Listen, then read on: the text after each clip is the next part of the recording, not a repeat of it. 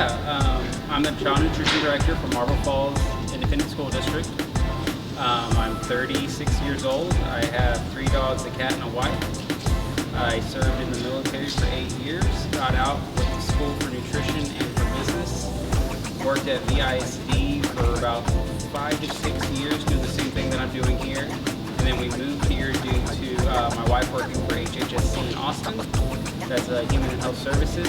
And so she would get pulled back in the office, and this job opened up, and so I came down here. So it's like many students are curious about why juice was canceled. Okay. Yeah, of course. So when we're looking at juice, right, you got to look at your added sugar versus your included sugar, right? So when you read an ingredients label, you'll have total sugars, right? And then underneath that, it'll show which sugars were added to the juice, right? Our juice was high in sugar. So if y'all had a chocolate milk, a juice, and let's say the cereal, your breakfast was more sugar than what's inside of a Dr. Pepper can, right? Another thing is under the school breakfast program, SBP, we're only allotted to give liquid versions of fruit and vegetables out twice a week, right? You guys were getting it every week and it was messing up the sugar content. We are going to get juice back, but we're going to do it correct. So the plan for the juice is to go with Texas farmers. We're going to go under the LFS grant. I can't remember what that means right now at this time. I deal with a lot of acronyms. But basically what that means is we're going to go to Texas farmers and we're going to buy Texas farmers juice and then serve it in our schools. Now, I did have to buy apple juice from a different vendor, so I've already got apple juice ready for next year, but I'm going to have other juices coming next year as well. Another big problem about the juice is that since it wasn't under the grant, we're paying a lot of money for it, right? So under SBP, the school breakfast program, you're only reimbursed about $2.60. When it came to our entree, which is your main item, whether that be the donuts, the cereal, or what have you, the fruit, the milk, and then the juice, we were spending more money than we were making, right? And that's something we've got to really worry about when we use taxpayers' money. We want to make sure we're doing everything correctly, right? So what does SBP stand for? SBP is the School Breakfast Program, and that's a sub-program under the National School Lunch Program, right? So the National School Lunch Program is the guidelines that the federal government puts out to us. Texas gets to tweak it a little bit, right? But when it comes to being the strictest in the country, California is number 1, Texas is 2nd, right? And so when you're under these programs, what they're doing is they're targeting childhood obesity, food insecurity, and what that means is for children who don't always have a chance to eat, right? We're trying to provide meals to them and make sure they get a chance to eat, but we want to keep things nutritious. So when you're looking at childhood obesity on the rise, these programs are trying to limit that but still put out things that y'all like. So what does TDA stand for? TDA is the Texas Department of Agriculture. That's who kind of gives me my bylaws, right?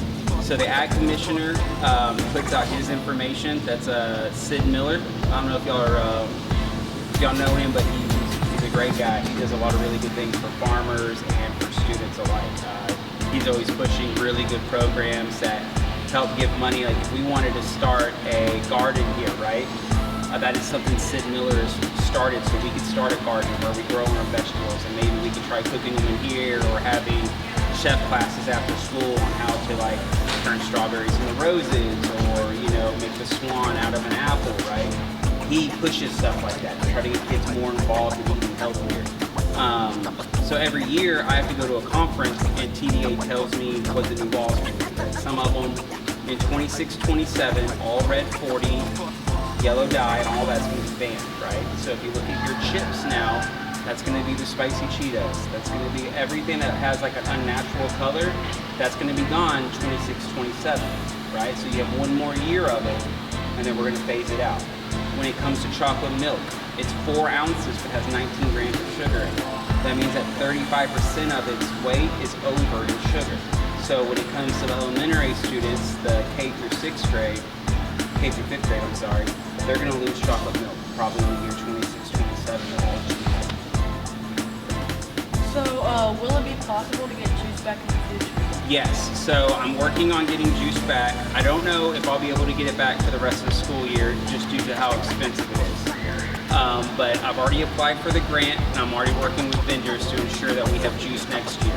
So we'll have apple, I'm hoping for orange, and then I'm gonna push for one more fruit, just to kind of keep it fun and different, right? But I wanna make sure you're not ingesting a lot of sugar. When we talk about sugar, we're talking about obesity, right? So sugar correlates to obesity, and then obesity correlates to cancer, right? So there is no true direct link from cancer to sugar, but we know that it helps move the process down, right? Another problem with sugar is when you're all hopped up in the sugar in the morning, your body doesn't want to take in as much information. You're not as attentive as you want to be. And we don't want to overload you like that, because you're going to get that high, right? You're going to go on that sugar high, and it's going to be a lot of fun, and then you're going to crash, you know? And so that's why we're looking at sugar. We're looking at sodium. We've already got rid of trans fats, saturated fats, and next we're going to target the dyes, because they're leading to unhealthy growth in the body. It's not good for you. It's all chemicals, right? So that's the problem. What's the reason behind changing the lines so much? Okay, so when we're changing the lines up, the vision for y'all's lines here, and basically what I want for y'all's lines is you have two main lines, right? And so you'll come through and that'll be your main line food, right? That's what you see on the calendar. That would be like steak fingers versus the hamburger or whatever happens, right? Over here on your snack line or your a la carte line or on that line down there, that's where I want to start selling y'all pizza slices, hamburgers, things like that. But I need the product to be healthy. I want the product to be pure ingredients. You know how to read an ingredient label? So when you pull the label up and it says ingredients down here, the first item listed is primarily in the product, right? So if we were to pull the bag of the hot Cheetos, the middle item is the red and yellow dyes, which means there's a lot more in there than there needs to be. On our hamburgers and on the food that we're getting now, it's 100% beef, right? Next year we're gonna have hamburgers that kind of taste like Burger King. They're gonna be charboiled, they're gonna have more flavor to them. So the goal for the lines is to offer you an opportunity to buy snacks here, a la carte items down there, which means, you know, when you just want the entree, and then push y'all through these lines if you want the main line. That way everything moves faster, so you're not sitting in line, waiting to get your food. You're able to go through, get what you want, and already know which line you want to go through. Because you guys are older, so you're already at that point where you know what you want, right? You don't need us holding your hand and pushing you through the line. So I want to give y'all more options at this level to get y'all ready for high school. So it's like everyone loves the nachos. We would love to have them back. I'm working on bringing the nachos back. So I've already ordered regular cheese sauce, jalapeno cheese sauce, salsa verde chicken. I've got taco beef coming in. So we're going to bring the nachos back, but we've got to do it correctly, right? I can't have a student eating nachos every day. That's a lot of saturated fat, a lot of sodium. And at y'all's level, you get to make your own decisions. So sometimes I have to limit the decisions that you have for the day to ensure that you're making a better decision, right? What you put into your body is what you get out of it, right? So you may be thin, but you could still be as unhealthy as someone who may be overweight, right? Because you're not moving, you're not eating correctly, right? So when it came to the nachos, they're very high in sodium.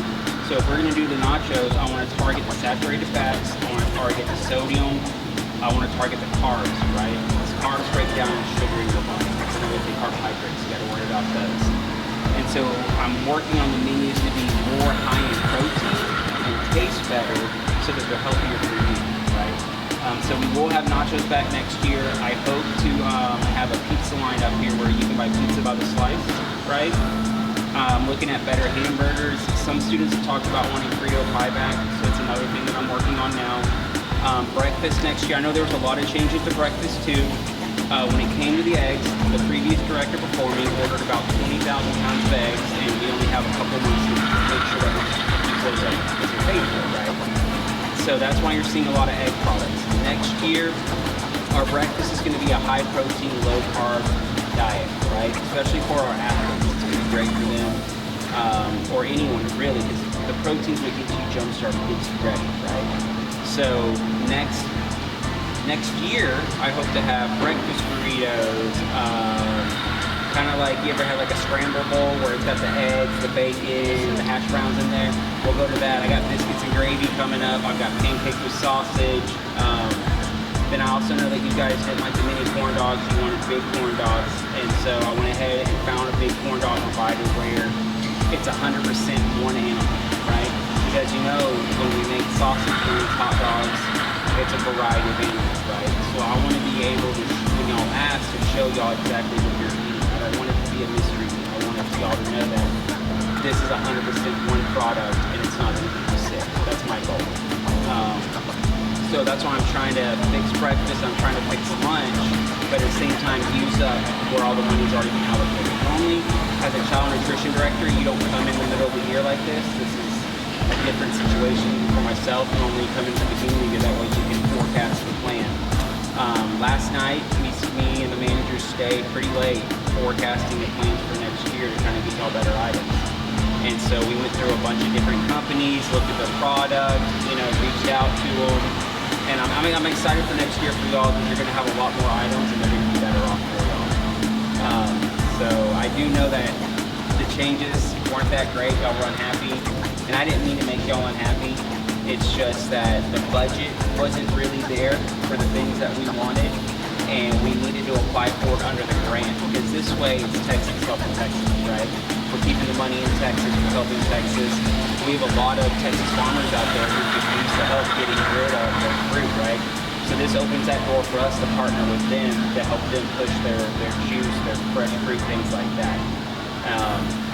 There's also going to be about 5 or 6 new menu items too that are Texas items.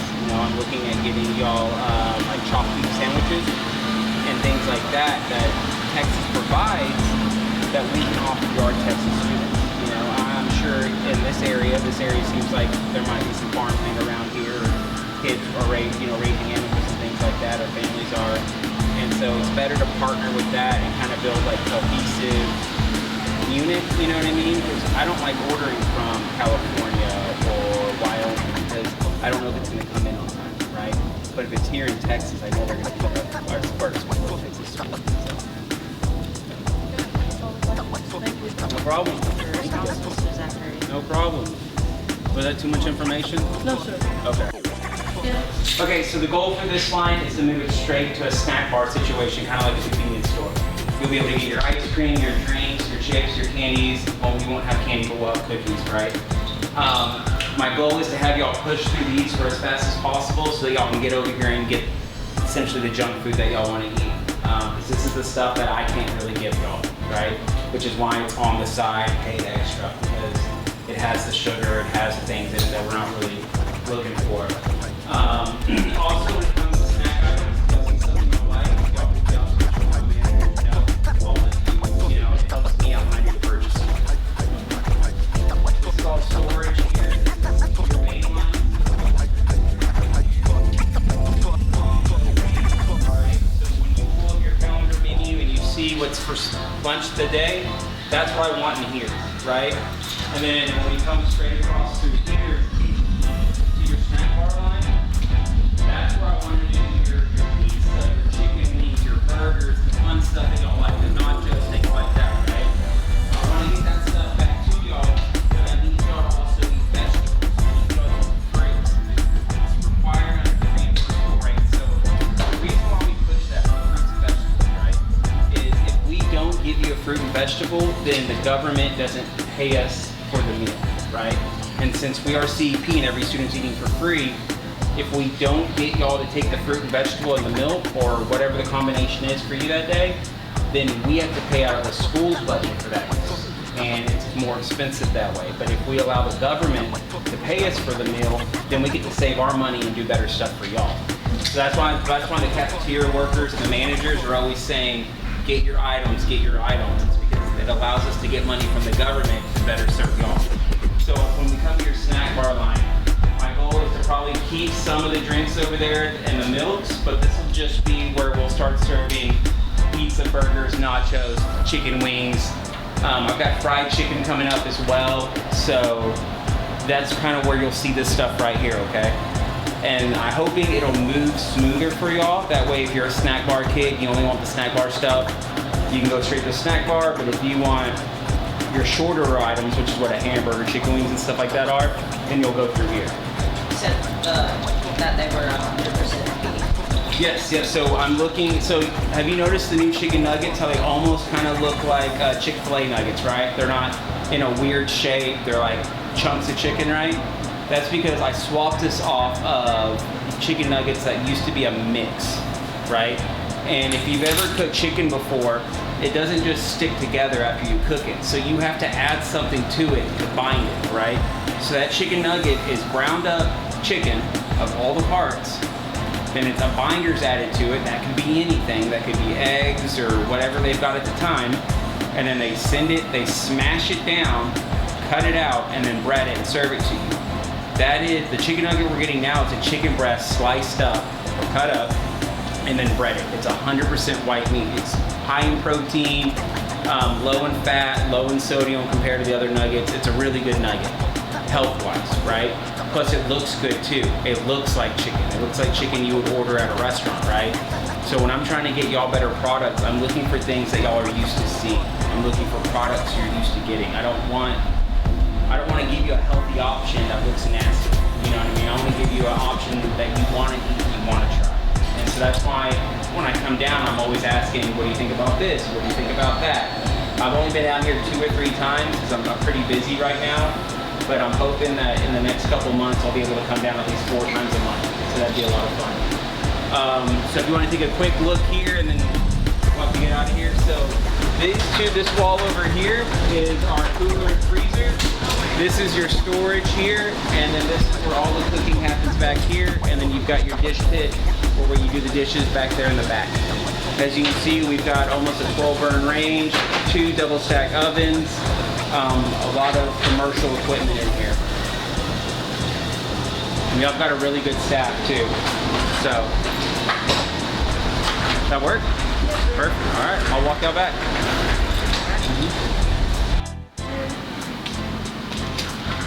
Thank you for coming here. Big pleasure. No, I appreciate it. Thank you guys so much. It was great talking to y'all and getting a chance to meet students. Like I said, if y'all ever have any ideas or something, let the managers know. If you see me, just grab me, and I'll see if I can get it on the menu. You know, I work really hard to try to get y'all the things that y'all want. So just, if you see me, let me know what you think, all right? All right. Thanks for the interview, Mr. Zachary. No problem, guys.